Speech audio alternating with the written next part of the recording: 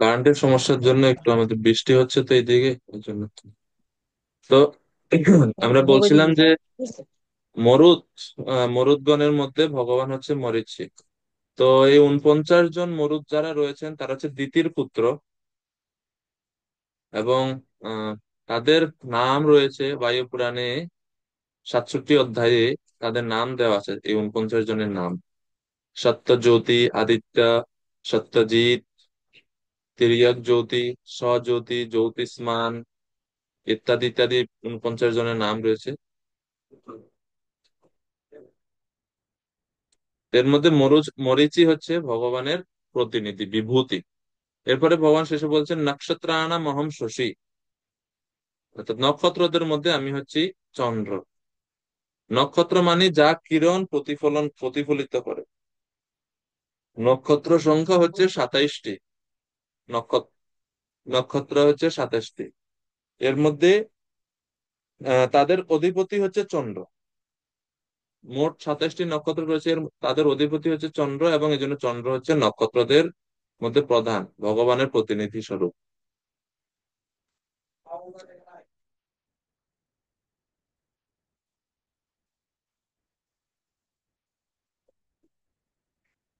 22 নম্বর শ্লোক: वेदानां सामवेदोऽस्मि, देवानामस्मि वासवः, इन्द्रियाणां मनश्चास्मि, भूतानां अस्मि চেতনা। ভগবান এখন 22 নম্বর শ্লোকে আরো বিভূতির কথা বলছেন যে বেদানাম সামবেদোস্মি, বেদ সমূহের মধ্যে আমি হচ্ছি সামবেদ। বেদ সমূহের মধ্যে আমি হচ্ছি সামবেদ। দেবতাদের মধ্যে আমি হচ্ছি ইন্দ্র, এবং সমস্ত ইন্দ্রিয়ের মধ্যে আমি মন, সমস্ত প্রাণীদের মধ্যে আমি চেতনা। এভাবে আহ, বর্ণনা করা হচ্ছে।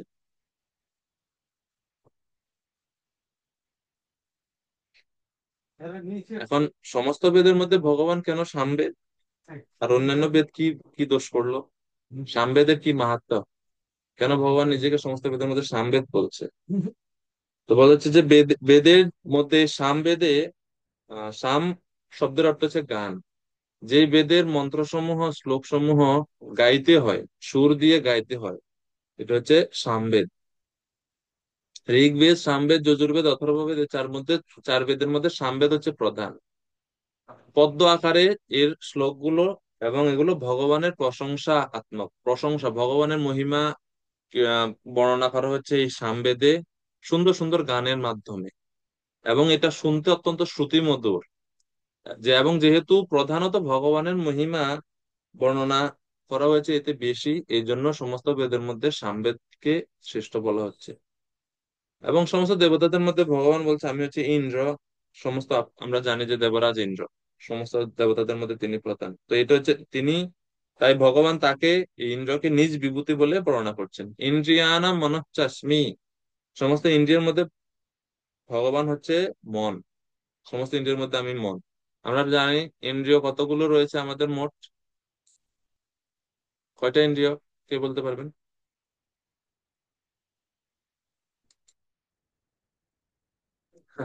বলবেন যে খুব এটা আবার প্রশ্ন করার মতো কিছু হইলো নাকি, এটা তো আমরা সবাই জানি। যদি সবাই জানেন, যারা যারা জানেন হ্যান্ড রেজ করেন, দেখি কতজন জানেন। সবাই হ্যান্ড রেজ করেন। আমাদের মোট ইন্দ্রিয় কয়টি? এখানে মাত্র একজন হ্যান্ড রেজ করছে। সবার কাছ থেকে শুনতে চাই। এই দুইজনে সবসময় হাত উঠায়। এই দুইজনের কাছ থেকে শুনতেন। দেখে আনকমন অনেকজন আছে, ভিডিও বন্ধ করে রাখে আর কখনোই কিছু বলেন না ক্লাস। তো ওনাদের থেকে শুনতে চাই। যারা যারা ক্লাসে উপস্থিত আছেন, যারাই জানেন আমাদের মোট ইন্দ্রিয় কয়টি, হাত উঠান, হ্যান্ড রেজ করেন। মাত্র 5 জন এই পর্যন্ত হাত উঠাইছেন হাত, আর বাকিরা এখনো উঠায়নি। এটা খুব কমন প্রশ্ন না? আচ্ছা, মাত্র 8 জন। 18 জন আছেন আমি বাদে, আরো 10 জন উঠায় না হাত এখনো। শুরু করি। মোট ইন্দ্রিয় একাদশটি। এর মধ্যে সমস্ত ইন্দ্রিয়ের মধ্যে মন হচ্ছে শ্রেষ্ঠ। এই জন্য ভগবান বলছেন আমি হচ্ছি সমস্ত ইন্দ্রিয়ের মধ্যে আমি হচ্ছি মন। মন হচ্ছে ভগবানের প্রতীক, এই জন্য। এরপরে ভূতানাম অস্মি, ভূতানাম অস্মি চেতনা। সমস্ত প্রাণীর মধ্যে যে প্রাণ শক্তিটা, সেটা হচ্ছে ভগবান। যে চেতনা বা প্রাণ শক্তি ছাড়া জীবের কোনো দাম নাই, জীব প্রায় মৃত। তো সেই প্রাণ শক্তি বা চেতনা শক্তি হচ্ছে ভগবান, ভগবানের প্রতিনিধিত্ব করে সেটা। হ্যাঁ, অজিত কুমার প্রভু হ্যান্ড রেজ করছেন, প্রভু বলবেন কিছু? অজিত কুমার প্রভু।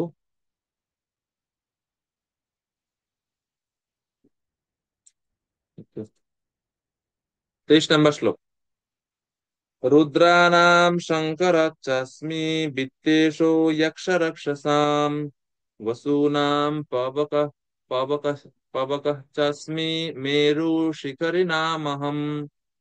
রুদ্রদের মধ্যে আমি শিব, যক্ষ ও রাক্ষসদের মধ্যে আমি কুবের, বসুদের মধ্যে আমি অগ্নি, এবং পর্বত সমূহের মধ্যে আমি সুমেরু। ভগবান বলছেন এখন এখানে, রুদ্র, রুদ্রদের মধ্যে আমি শিব। আমরা জানি রুদ্র, রুদ্র রয়েছেন 11 জন, 11 জন। তার নামগুলো খুব একটু কঠিন কঠিন নাম। হর, বহুরূপ, ত্রম্বক, পরাজিত, বৃষাকপি, শম্ভু, কর করপদি, কপর্দি, রৈবত, মৃগব্যাদ,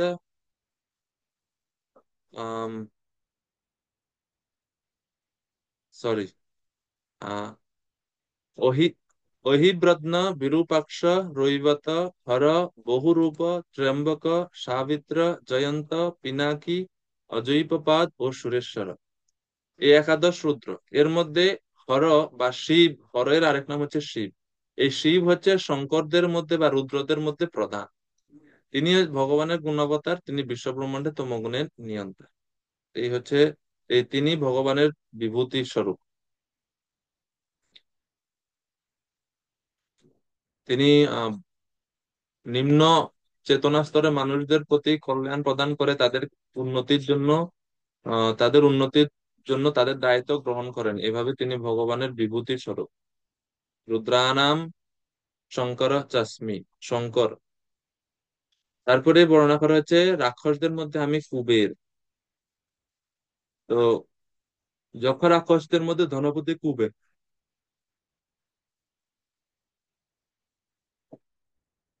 বর্ণনা করা হচ্ছে যে কুবের পুলস্ত ঋষির পৌত্র, মানে নাতি, এবং বিশ্ববার পুত্র, তথা ভরদ্বাজ কন্যা দেববর্ণিনীর গর্ভে জাত। ইনি দীর্ঘকাল কঠোর তপস্যার পর ব্রহ্মা এনার উপর প্রসন্ন হয়ে বর প্রার্থনা করতে বলেন।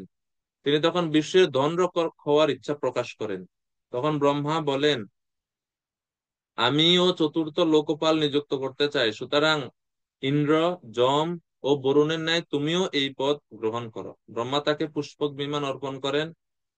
তখন থেকে তিনি ধনাধ্যক্ষ, ধনের অধ্যক্ষ। এবং এই ওনারই বিমাতা যিনি, তার গর্ভ কৈকসী, ওনার গর্ভে রাবণ, বিভীষণ ও কুম্ভকর্ণের জন্ম হয়। বাল্মীকি রামায়ণে উত্তরখণ্ডে এর বর্ণনা রয়েছে। আর আমরা জানি ভাগবতমে যে নল, কুবের এবং মণিগ্রীব, যারা নারদ মুনির অভিশাপে অর্জুন বিক্ষ হয়ে কৃষ্ণের দ্বারা পরবর্তী উদ্ধার হয়েছিলেন, তারা ছিলেন এই কুবেরেরই উত্তর। তো কুবেরের মায়ের নাম হচ্ছে দৈববর্ণিনী। আমরা অনেকে জানি যে রাবণ কুম্ভকর্ণের ভাই কুবের, এটা আপন মায়ের গর্ভে না, বিমাতা, বিমাতার গর্ভে কুবের। বসুদের মধ্যে আমি অগ্নি। বসু রয়েছেন 8 জন, অষ্টবসু। এই বসুদের মধ্যে আহ আমি অগ্নি। বসু নাম পাবক চাস্মি। অষ্টবসু কে কে? ধর, ধ্রুব, সোম, অনিল, অনল, প্রত্যুষ, প্রভাস ও দ্যু, এই হচ্ছে 8 জন বসুর নাম। এর মধ্যে যিনি অনল, এই অনলই হচ্ছে অগ্নি বা পাবক। তো এনারা সকলে বশিষ্ঠের অভিশাপে মর্তে পতিত হন, কেননা ওনারা বশিষ্ঠ মুনির গাভী চুরি করতে চাইছে, কামধেনু। এই 8 জন বসুর মধ্যে যিনি সর্বশেষ বসু আছেন দ্যু, ওনার প্ল্যান ছিল, ওনার ইচ্ছা ছিল, আর উনি বাদ বাকি 7 জনকে নিয়ে প্ল্যান করে গাভীটা চুরি করছে। এজন্য অভিশাপে এই 8 জনকেই মর্ত্যলোকে আসতে হয়েছে। কিভাবে ওনারা আসছেন? গঙ্গা দেবীর মাধ্যমে। পরে যখন অভিশাপ পেয়ে বুঝতে পারছেন ভয়াবহতা, তখন এই 8 জনে আবার ক্ষমা চাইছে বশিষ্ঠ ঋষির কাছে যে আমরা ভুল করছি, আমাদের ক্ষমা করুন। তখন বলছেন ঠিক আছে, অভিশাপ তো দেওয়া হয়ে গেছে, এটা তো আর ফিরিয়ে নেওয়া যাবে না, কিন্তু আমি কথা দিচ্ছি যে তোমরা মর্ত্যলোকে যেতে হবে, মর্ত্যলোকে গিয়ে সাথে সাথে তোমরা তোমাদের জায়গায় চলে আসবে, থাকতে হবে না মর্ত্যলোকে। কিন্তু একমাত্র সর্বশেষ বসু যে দিউ, তাকে থাকতে হবে, কেননা সে হচ্ছে মেইন আহ অপরাধী, প্রধান অপরাধী। সে চুরি করার ইচ্ছা করছে এবং প্ল্যান করছে, সবকিছু করছে। তোমরা হচ্ছে সহযোগী, তো যেহেতু তোমরা সহযোগিতা করছো, এই জন্য তোমাদেরকেও শাস্তি ভোগ করতে হবে। পৃথিবীতে জন্মগ্রহণ করবে, এরপরেই তোমরা আবার চলে আসবে আমার কাছে, থাকতে হবে না। কিন্তু দিউ যে আছে তাকে থাকতে হবে। এবং এই অষ্টবসুর মধ্যে যে দিউ সর্বশেষ, তিনি হচ্ছেন ভীষ্মদেব। মহাভারতের ভীষ্মদেব হচ্ছে অষ্টবসুর মধ্যে সর্বশেষ বসু দিউ। তো ভগবান বলছেন এই অষ্টবসুদের মধ্যে ভগবান হচ্ছেন অগ্নি বা পাবক। তো এই জন্য গঙ্গা দেবী যখন বিয়ে হয় আম, রাজা শান্তনুর সাথে, তখন তিনি শর্ত রাখছিলেন যে আমাকে কিছু বলতে পারবেন, আমি যা কিছু ইচ্ছা করব। এই জন্য গঙ্গা দেবী পরপর 7 পুত্রকে জন্মগ্রহণের পরপরই নিজের হাতে তিনি নদীতে নিক্ষেপ করেন। একমাত্র ভীষ্মদেব আটকে গেছেন শেষে। তো এইভাবে বসুদের মধ্যে আমি হচ্ছি পাবক বা অগ্নি, অষ্টবসু। এবং সর্বশেষ হচ্ছে আহ পর্বত সমূহের মধ্যে আমি হচ্ছে সুমেরু পর্বত। জানেন না আপনারা কেউ সুমেরু পর্বত কোন দিকে?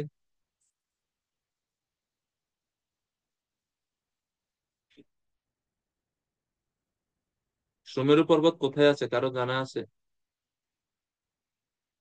আপনাদের বাড়ির আশেপাশে আসেনি কারো?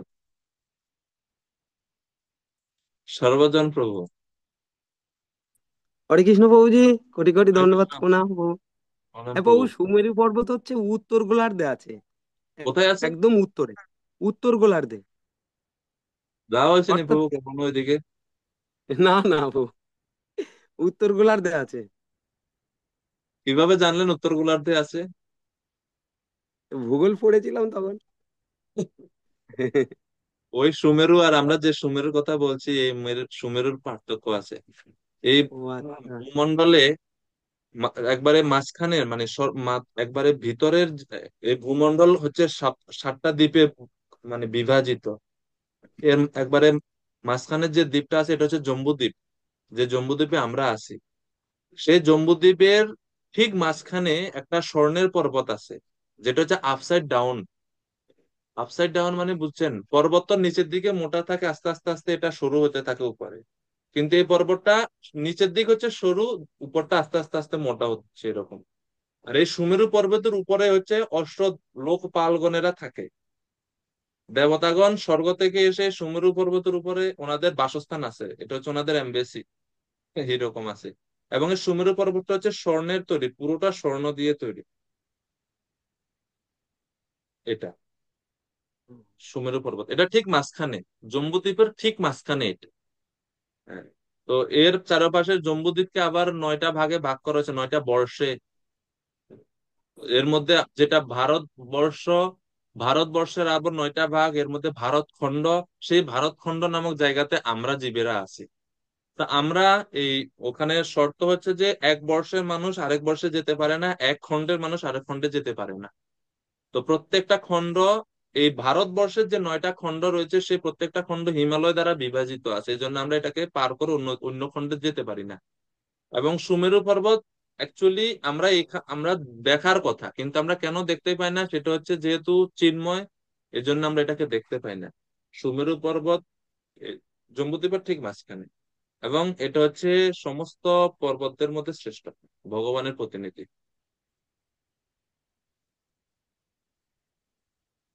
সুমেরু। হরে কৃষ্ণ।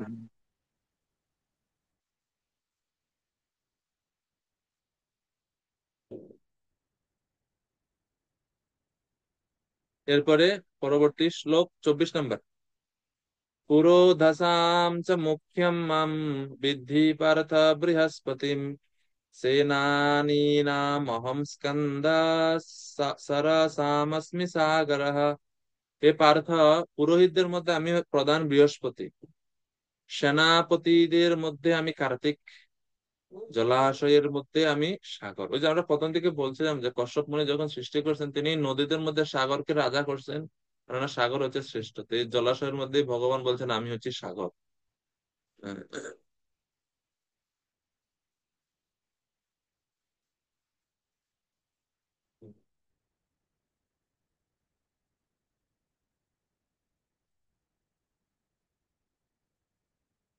তো পুরোদশাম চ মুখ্যম মাম বৃহস্পতি। পুরোদশা মানে হচ্ছে যারা পুরোহিত, এই পুরোহিতদের মধ্যে প্রধান হচ্ছে বৃহস্পতি।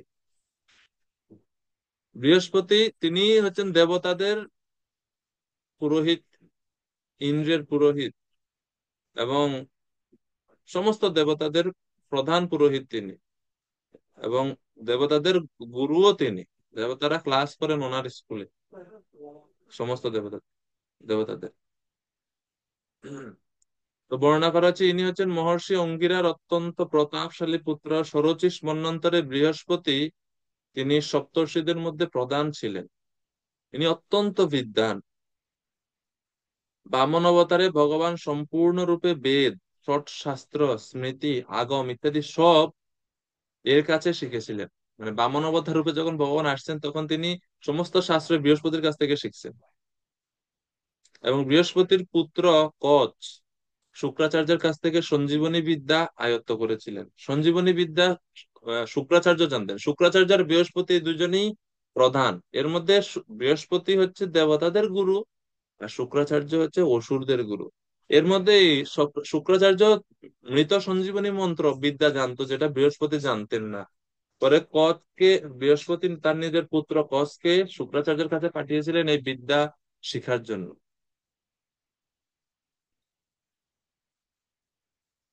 এইভাবে বৃহস্পতি। এরপরে যে সেনানী নাম অহম স্কন্দ, সেনাপতিদের নাম হচ্ছে স্কন্দ। সেনাপতিদের মধ্যে ভগবান স্কন্দ। স্কন্দ মানে হচ্ছে কার্তিক, শিবজির ছেলে। শিব শিব পার্বতীর পুত্র কার্তিকেয়, তিনি সেনাবর্গের মধ্যে দেবসেনাদের মধ্যে তিনি হচ্ছেন প্রধান সেনাপতি।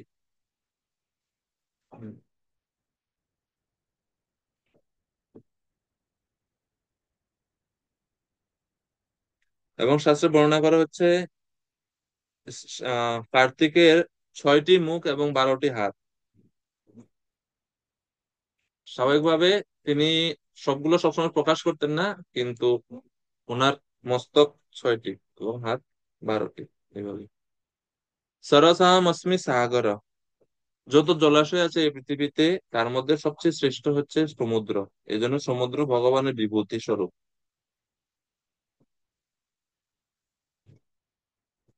25 নম্বর শ্লোক।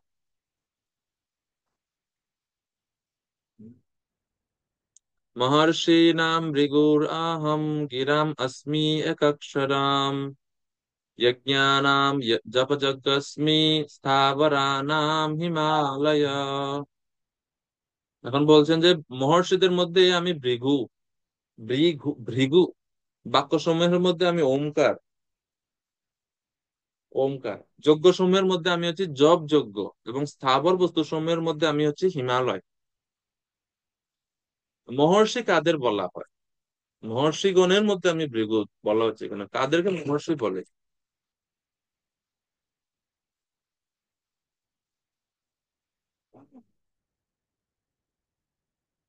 কেউ বলতে পারবেন কাদেরকে মহর্ষি বলা হয়? মহর্ষি যাকে যাকে কি আমরা মহর্ষি বলা যেতে যায় শাস্ত্রে, না কোনো বিশেষ বৈশিষ্ট্য কিছু আছে?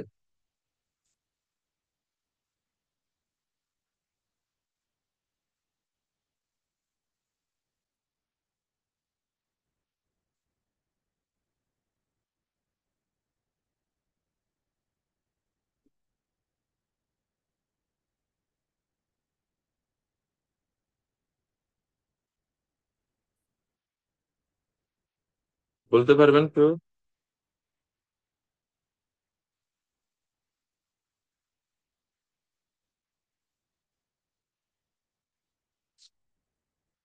বায়ু পুরাণে বর্ণনা করা হচ্ছে,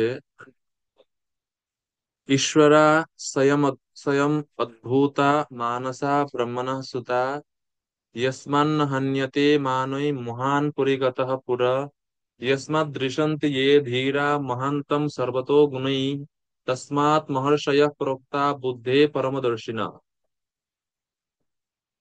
ব্রহ্মার মানস পুত্র যারা, যারা অত্যন্ত ঐশ্বর্যবান, ঐশ্বর্যবান মানে হচ্ছে যারা সিদ্ধি সম্পন্ন এবং স্বয়ং উৎপন্ন, তারা হচ্ছে মহর্ষি। পরিণামে যার সীমা নেই, যিনি অপরিমেয়, সর্বব্যাপ্ত হয়েও তিনি তিনি বিরাজিত, যারা বুদ্ধির সীমা অতিক্রম করেন, সেই মহান ব্যক্তিদেরকে মহর্ষি বলা হয়। এবং এই মহর্ষি কারা কারা? মহর্ষি হচ্ছেন মাত্র 10 জন। ভৃগু, মরীচি, অত্রিশ্চ, অঙ্গিরা, পুলহ, ক্রতু, মনুর্দক্ষ, বশিষ্ঠশ্চ, পুলস্তশ্চেতি তে 10।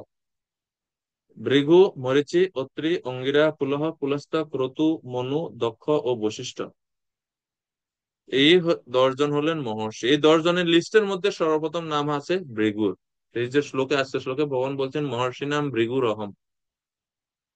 এনারা সকালে সকলে ব্রহ্মার মন থেকে স্বয়ং উৎপন্ন এবং ঐশ্বর্যবান।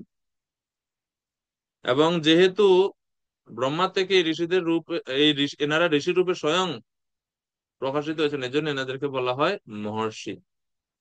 এবং মহর্ষিগণের মধ্যে ভগবান নিজেকে বলছেন আমি হচ্ছেন ভৃগু। কেন? ভৃগু হচ্ছে সমস্ত মহর্ষিদের মধ্যে এই 10 জনের মধ্যেও প্রধান। উনি ছিলেন, কারণ উনি ছিলেন ভক্ত, আবার উনি বৈদিক শাস্ত্রে অত্যন্ত জ্ঞানী এবং অত্যন্ত তপস্যা বলে অত্যন্ত তেজস্বী। তাই ভগবান তাকে নিজের স্বরূপ বলে বর্ণনা করছেন।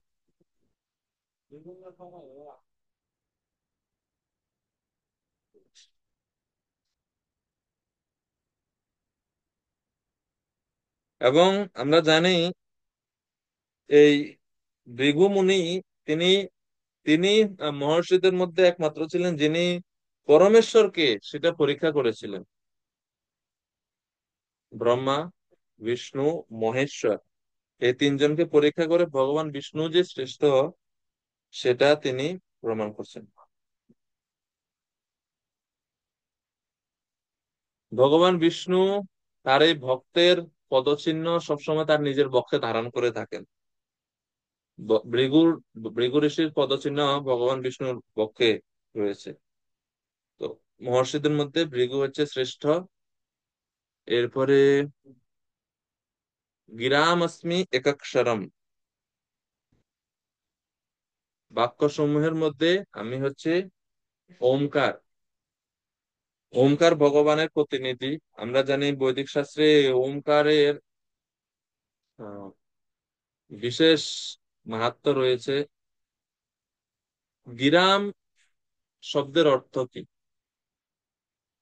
গিহ শব্দের অর্থ হচ্ছে বাণী বা যা বলা হয়। এবং ওমকারকে এক অক্ষর বলা হয়।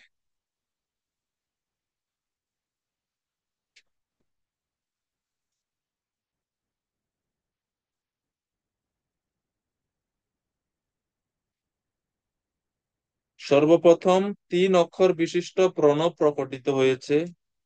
প্রণব, 3 অক্ষর বিশিষ্ট প্রণব বা ওমকার, ওমকারে 3টা অক্ষর আছে, অ, উ, উম। ওমকার, ওম। তো এই 3 অক্ষর বিশিষ্ট প্রণবের থেকে ত্রিপদা গায়ত্রী উৎপন্ন হয়। ত্রিপদা গায়ত্রী থেকে বেদের প্রকাশ হয়। বেদ থেকে ধীরে ধীরে পরবর্তীতে আরো অন্যান্য পুরাণ ইত্যাদি শাস্ত্র প্রকটিত হয়। এবং এইভাবে সমগ্র জগতে সেটা বিস্তার লাভ করে। এবং যেহেতু এই সমস্ত কিছুর বৈদিক জ্ঞানের মূল হচ্ছে এই প্রণব বা 3 অক্ষর বিশিষ্ট ওম, এই জন্য ভগবান বলছেন আমি হচ্ছি গিরাম অস্মি একাক্ষরম, আমি হচ্ছে এই এক অক্ষর, ওম, ওমকার। গীতায় ভগবান এই এই জায়গা ছাড়াও 7ম অধ্যায়েও নিজেকে এই ওমকার এর সাথে বলছেন, প্রণবঃ সর্ব বেদেষু, আমি হচ্ছে সমস্ত বেদের প্রণব বা ওমকারের মহিমা ভগবান সপ্তম অধ্যায়ে বলেছেন। এরপরে অষ্টাদশ অধ্যায়েও ওমকারের কথা আছে। যারা আহ যোগীগণ আছেন তারা ওম উচ্চারণ করেন। ওম ইতি একাক্ষরম ব্রহ্ম ব্যাহরণ মা মনুস্মরণ ইয়া প্রয়াতি ত্যজন দেহম সয়াতি পরমাম গতি। এভাবে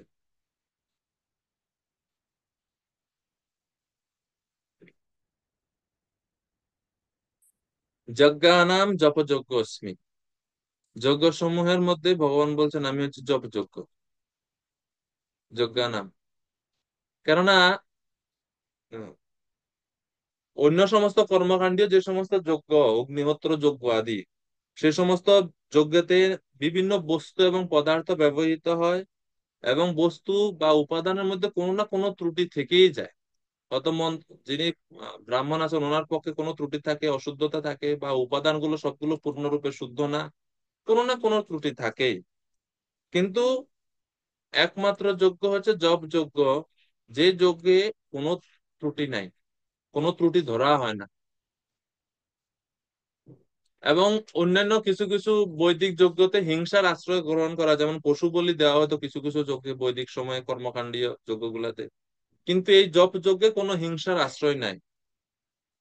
তাই সমস্ত যজ্ঞের মধ্যে জপ যজ্ঞের প্রাধান্য আছে। ভগবান নিজেকে জপ যজ্ঞকে নিজের স্বরূপ বলে ভগবান বর্ণনা করছে।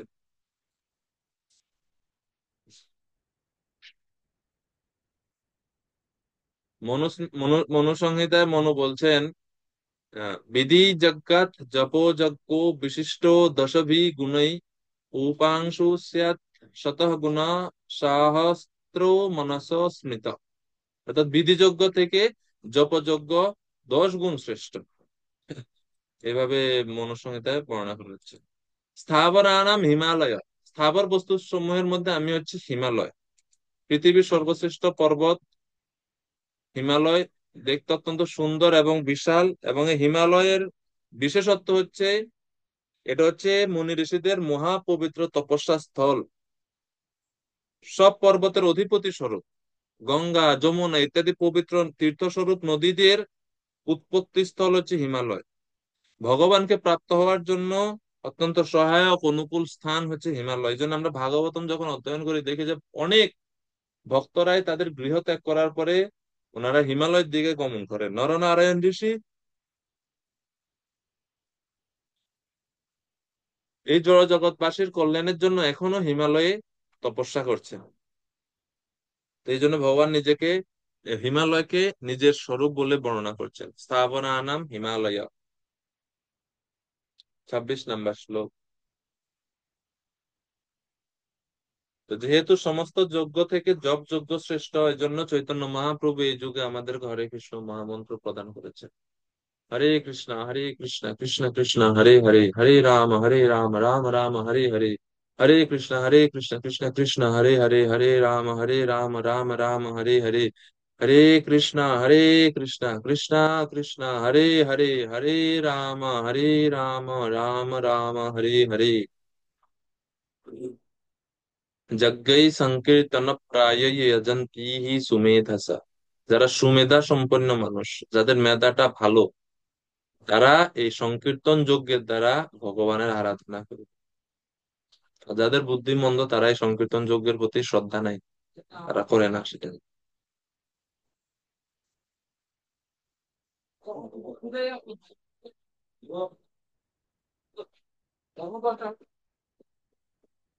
26 নম্বর শ্লোক।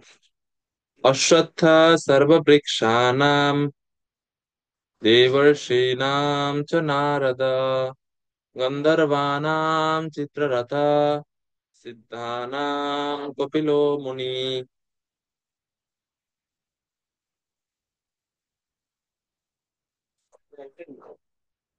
সমস্ত বৃক্ষদের মধ্যে আমি অশ্বত্থ, দেবর্ষীদের মধ্যে আমি নারদ, গন্ধর্বদের মধ্যে আমি চিত্ররথ, সিদ্ধদের মধ্যে আমি কপিল মুনি।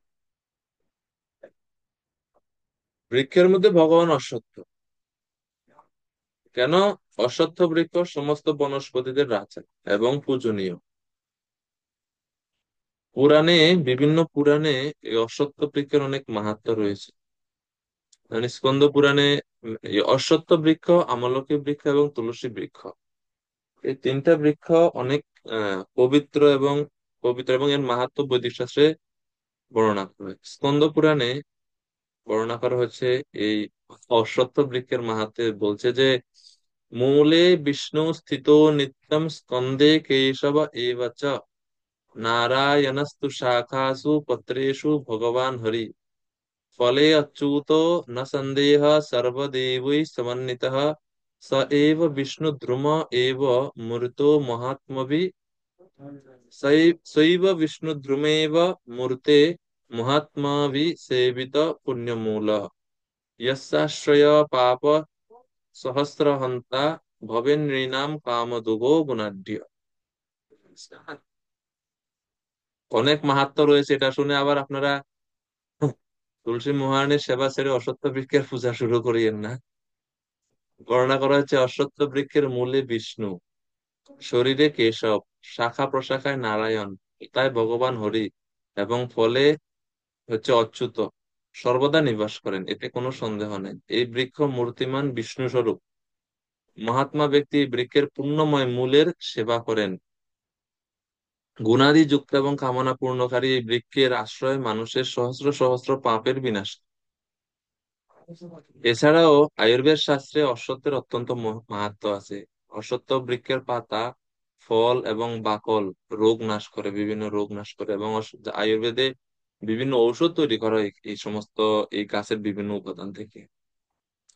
রজবিকার, কফ, পিত্ত, বাত, বমন ইত্যাদি ইত্যাদি রোগের জন্য বিভিন্ন ঔষধ ব্যবহৃত হয় এই অশ্বত্থ বৃক্ষ থেকে।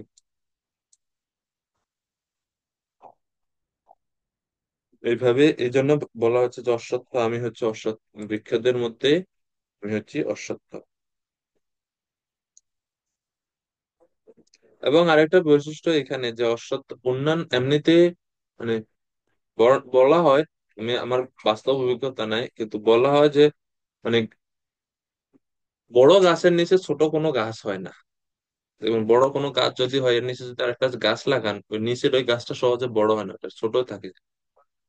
কিন্তু অশ্বত্থ বৃক্ষের নিচে নানা প্রকারের গাছপালা জন্মায়, এবং অশ্বত্থ বৃক্ষ নিজে তার শরীরের মধ্যে অনেক গাছপালাকে স্থান দেয়। আম গাছের মধ্যে অন্য কোনো গাছ হয় না, নারকেল গাছের মধ্যে অন্য কোনো গাছ হয় না, কিন্তু অশ্বত্থ বৃক্ষ বা বট বৃক্ষ এগুলোর মধ্যে, ওই গাছের মধ্যে আরো পরজীবী অনেক গাছ উঠে। এটা হচ্ছে অশ্বত্থ বৃক্ষের এই জন্য। আর ভগবত গীতায় ভগবান এই অশ্বত্থ বৃক্ষের উল্লেখ করছেন আরেক জায়গাতে, কেউ বলতে পারবেন কোথায়?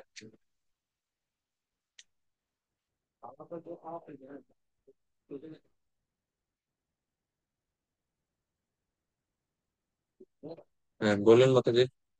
আর কৃষ্ণ প্রণাম। নিজের দেহের সাথে অশ্বত্থ বৃক্ষের তুলনা করা হয়েছে ভূমিতে। কোন ওই যে জায়গাতে এটা বলছে? শেষের দিকে। না না না নিজে না, ভুলে গেছি।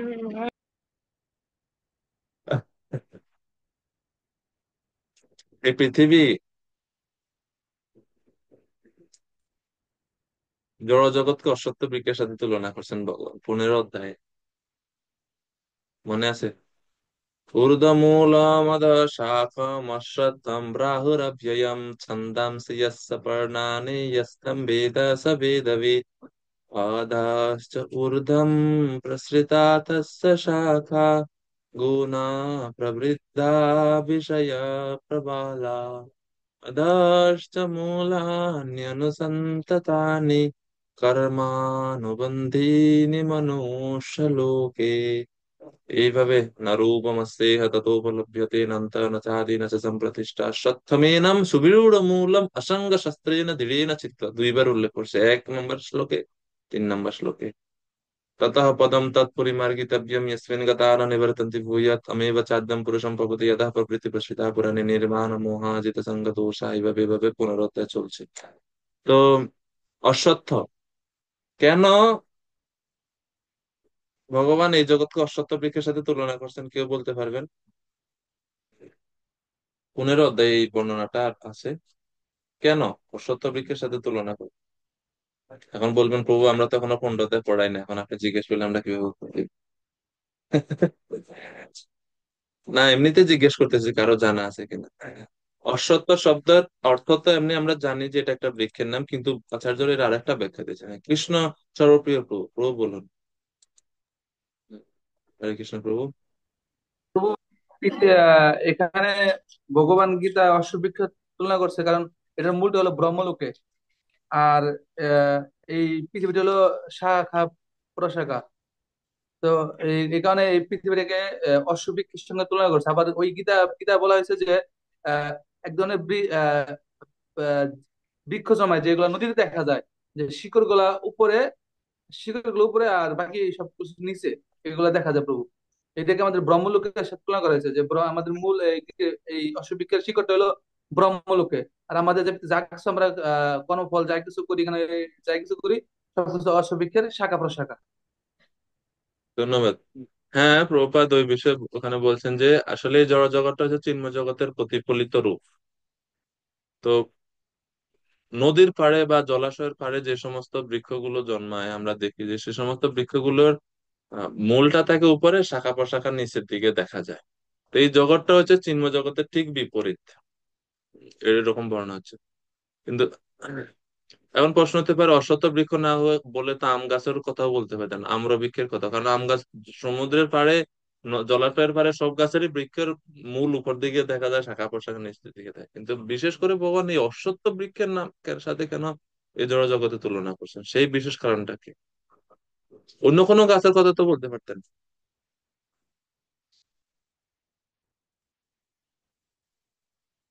রতি হরিপ্রীতা মাতাজি। হরে কৃষ্ণ প্রভু, প্রণাম। হুম। প্রভু, এটা হ্যাঁ, আপনি যে বিশ্লেষণটা আগে দিলেন, যে এই গাছের যে বৈশিষ্ট্যগুলো বললেন, এইভাবে কি?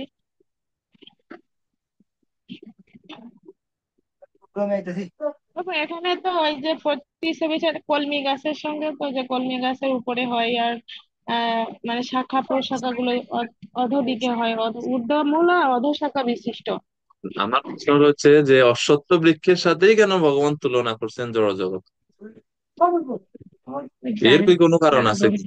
আচ্ছা, সমস্যা নেই। অন্য কোনো ভক্তগণ? আমাদের বড় দয়া প্রভু কই? উনি নাই, সর্বজন প্রভু। হ্যাঁ, প্রভু হ্যাঁ, হরে বলুন। কৃষ্ণ প্রভুজি। প্রভু ভগবান বলুন। বলছেন যে সমস্ত বৃক্ষের মধ্যে আমি অশ্বত্থ, সেই হ্যাঁ, কারণে অশ্বত্থ গাছের সঙ্গে তুলনা করছেন। না, এটাতে এখানে বলছে যে সমস্ত বৃক্ষের মধ্যে আমি অশ্বত্থ, কিন্তু 15-তে এই বৃক্ষে মানে জড় জগৎকে কেন এই অশ্বত্থ বৃক্ষের সাথে তুলনা করছে? মানে জড় জগৎকে তো বৃক্ষের সাথে তুলনা করে অন্য কোনো কিছুর সাথে তুলনা করতে পারতো। আম গাছ, জাম গাছ। হুম। ঠিক আছে প্রভু, পারবো না, পারি না। হরে কৃষ্ণ। বিশ্বনাথ চক্রবর্তী ঠাকুর এটার উত্তর দিচ্ছেন। উনি বলছেন যে অশ্বত্থ এর অর্থ কি? অশ্বত্থ একটা গাছ, কিন্তু উনি এটার মানে ব্যাকরণগত অর্থ বের করে দেখাইছেন। 15 অধ্যায় গেলে আমরা পড়বো, যদি আমি থাকি বা যে বৈষ্ণবেরা ক্লাস দেয়। তো তালব্যস্য বফলা আছে অশ্ব। তো এই শ্র শব্দের অর্থ হচ্ছে আগামীকাল। তালব্যস্য যে বফলা, শ্র, শ্র শব্দের অর্থ হচ্ছে আগামীকাল সংস্কৃতে। এর আগে যদি অযুক্ত হয়, এর মানে আগামীকাল নয়, আগামীকাল না। ঠিক আছে, যেমন আমরা বলি না ন্যায়, এর আগে অযুক্ত করলে অটা হচ্ছে নেগেটিভ, মানে না বোধক অর্থে। ন্যায়ের আগে যুক্ত করে যদি মানে অন্যায়, মানে ন্যায় নয়, অন্যায়। তো স্ব, শুধু স্ব মানে হচ্ছে আগামীকাল। আর এর আগে যদি অযুক্ত করে অশ্ব, অশ্ব মানে হচ্ছে আগামীকাল না। কি আগামীকাল না? স্থ, শেষ হচ্ছে স্থ। স্থ মানে হচ্ছে অবস্থান করা। তো এই তিনটা যদি আমরা একসাথ করি, এর মানে হচ্ছে ব্যাকরণগত অর্থ হচ্ছে অসত্য মানে হচ্ছে যার অস্তিত্ব আগামীকাল থাকবে না। অসত্য শব্দের অর্থ কি? যার অস্তিত্ব আগামীকাল থাকবে না। অর্থাৎ এই জড় জগতে কেন ভগবান অসত্য বৃক্ষের সাথে তুলনা করছেন, কারণ এটা হচ্ছে জগতের স্বভাব। জগতে কোনো কিছু নিত্য না, আজকে আছে কালকে নাই, সবসময় কনস্ট্যান্টলি চেঞ্জিং, প্রতিনিয়ত এটা পরিবর্তিত হচ্ছে এই জগতের। জগতে কোনো জিনিস স্থির নাই, আপনি দেখেন কোনো একটা জিনিসও স্থির নাই, হয় বৃদ্ধিপ্রাপ্ত হচ্ছে নইলে ক্ষয়প্রাপ্ত হচ্ছে, দুইটার একটা হচ্ছে। আপনি আপনার শরীরের দিকে দেখেন, আপনার ঘরের দিকে দেখেন, আপনার আশেপাশে সব দিকে দেখেন, সবকিছু হয় হ্রাস পাচ্ছে, কোনো কিছু নইলে কোনো কিছু বৃদ্ধি পাচ্ছে, এই দুইটা সবসময় হচ্ছে। আপনি একটা টিভি কিনছেন, আপনি ভাবছেন টিভি তো টিভির জায়গাতেই আছে, এটা পরিবর্তন কিভাবে হচ্ছে? হ্যাঁ, এটা পরিবর্তন হচ্ছে, এটা একটু একটু একটু করে নষ্ট হচ্ছে, এটার মেয়াদ কমতেছে। আপনি আপনার মোবাইল ব্যবহার করতেছেন, এটার ব্যাটারি পাওয়ার কমতেছে ধীরে ধীরে ধীরে ধীরে ধীরে, দেখবেন এভাবে ক্রমান্বয়ে যেতে যেতে এক সময় দেখবেন যে আপনার মোবাইল আর কাজ করতেছে না, স্লো হয়ে গেছে, ব্যাটারির চার্জ থাকতেছে না। তো জগতে কোনো কিছু নিত্য না, অস্থায়ী সবকিছু। আপনার ঘর এখন আপনি অনেক সুন্দর দেখতেছেন, 5 বছর পর এটা, 10 বছর পর এটা কি হবে? পুরানো হয়ে যাবে না? আপনি আপনার দেহের কথাই চিন্তা করুন, প্রতিটা মুহূর্তে আপনার শরীর পরিবর্তিত হচ্ছে। আমরা বাহ্যিক ভাবে এই প্রতি মুহূর্তের এই পরিবর্তন আমরা বাহ্যিক ভাবে দেখি না, কিন্তু শরীরে অ্যানাটমিক্যাল ফিজিওলজিক্যাল অনেক চেঞ্জ হচ্ছে প্রতি মুহূর্তে, সেকেন্ডে সেকেন্ডে। কত রক্ত কণিকা সৃষ্টি হচ্ছে, কতগুলো সেল সৃষ্টি হচ্ছে সমগ্র শরীরে, তো পরিবর্তন হচ্ছে, এটা জগতের স্বভাব। এই জন্য এটা ভগবান এটাকে অশ্বত্থ বৃক্ষের সাথে তুলনা করছেন। অশ্বত্থ মানে যা আগামীকাল থাকবে না, যার অস্তিত্ব আগামীকাল থাকবে না। জড়জাগতিক যা কিছু আমরা জড়ো করার চেষ্টা করি, সবই একসময় হারিয়ে যাবে, অশ্বত্থ ভগবান বললেন। এটা অন্য আলোচনা, কিন্তু মানে জাস্ট যেহেতু এখানে বলছেন যে সমস্ত বৃক্ষের মধ্যে আমি অশ্বত্থ, এই জন্য জিজ্ঞেস করলাম আপনাদের। এরপরে বলছেন ভগবান দেবর্ষি নাম চ নারদ, দেবর্ষিদের মধ্যে ভগবান হচ্ছে নারদ। গুরু নারদ শব্দের অর্থ কি? যিনি নরগণকে, নার মানে যিনি নরগণকে, দ মানে হচ্ছে দান করেন, যিনি নরগণকে পারমার্থিক জ্ঞান দান করেন তিনি হচ্ছেন না নারদ।